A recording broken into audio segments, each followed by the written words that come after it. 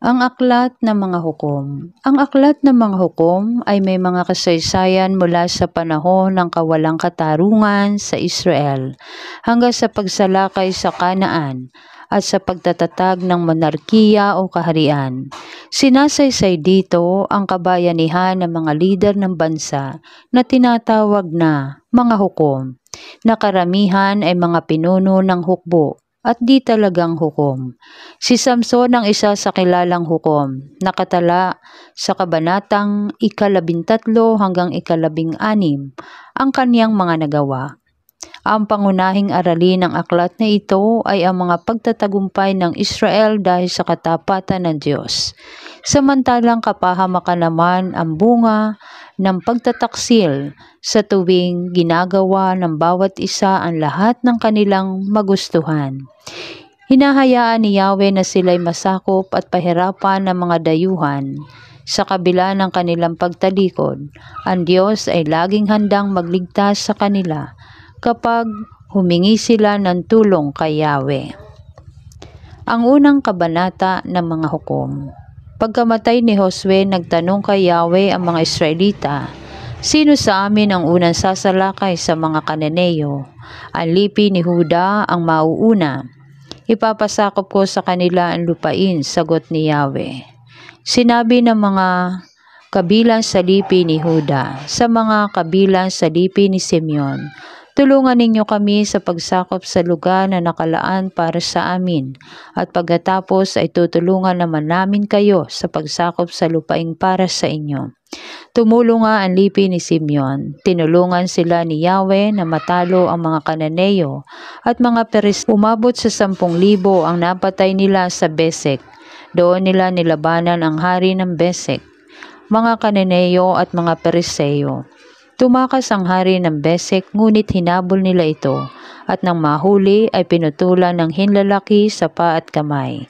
Sinabi ng hari ng Besek, 70 hari na ang naputulan ko ng hinlalaki ng paa at kamay, at pinamulot ng mumo sa ilalim ng aking mesa.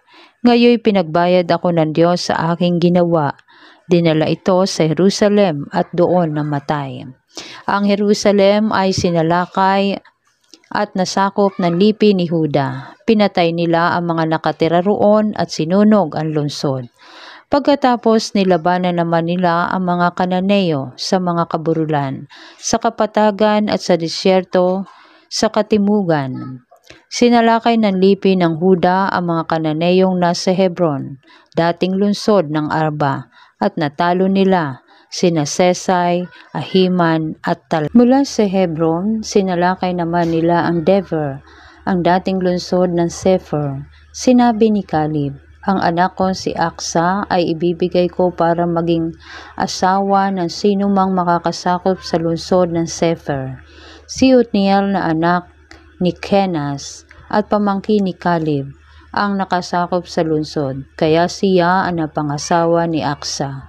Nang sila'y ikasal na, inutusan ni Otniel si Aksa na humingi ng bukirin sa kanyang ama si Caleb. Kaya nagpunta si Aksa kay Caleb. Pagdating doon, tinanong naman siya agad nito kung ano ang kailangan niya. "Bigyan mo po sana ako ng lugar na may tubig. Ang lupaing ibinigay mo sa akin ay walang mapagkukunan ng tubig," sabi ni Aksa. At ibinigay sa kanya ni Caleb ang mga balon sa gawing itaas at ibaba. Ang angka ni Hubab na isang Sineo, na kamag-anak ng biyanan ni Moises, ay sumama sa lipi ni Huda mula sa Jericho, ang lungsod ng mga palma hanggang sa ilang ng Huda, sa timog ng Arad. Nanirahan silang kasama ng mga Amalekita. Ang lipi naman ni Simeon ay tinulungan ng lipi ni Huda sa pagsakop ng lungsod ng Sifat. Binasak nila ito ng husto at pinangalan ng Horma.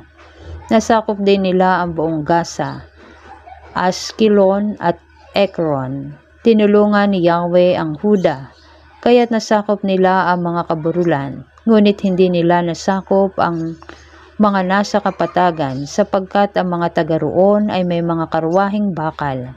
At tulad ng sinabi ni Moises, ibinigay nga kay Caleb ang Hebron. Pinalayas niya roon ang 3 anak ni Anak. Ang mga Hebuseo namang naninirahan sa Jerusalem ay hindi pinalayas ng lipi ni Benjamin. Kaya hanggang ngayon kasama nilang naninirahan doon ang mga ito. Ang lungsod naman ng Bethel na dating Luz ay sinalakay ng mga lipi ni Jose at tinulungan din sila ni Yahweh.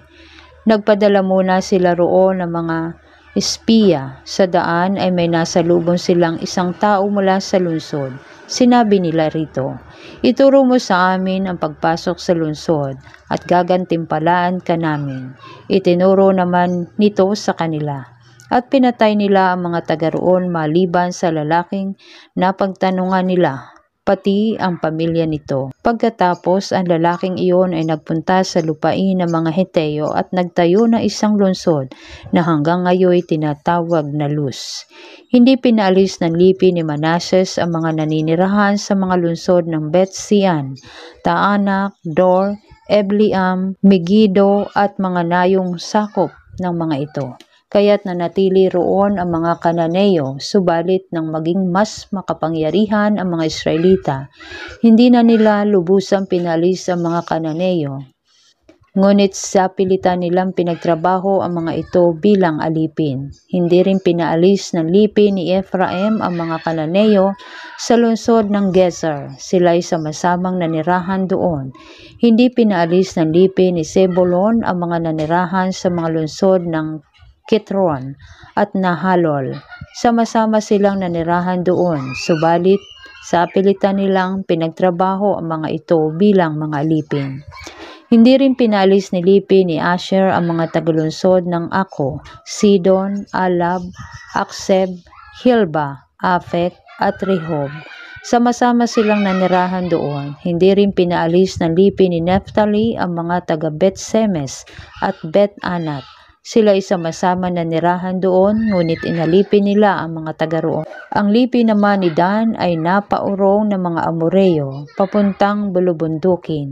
Hindi sila pinayagan ng mga Amoreo na makapanirahan sa kapatagan. Sa halip ay tinaboy sila sa kaburulan. Hindi umalis sa Heres, Ayalon at sa Albem ang mga Amoreo. Ngunit dumating ang araw na nasakop sila ng mga lipi ni Jose at inalipin sila ng mga ito.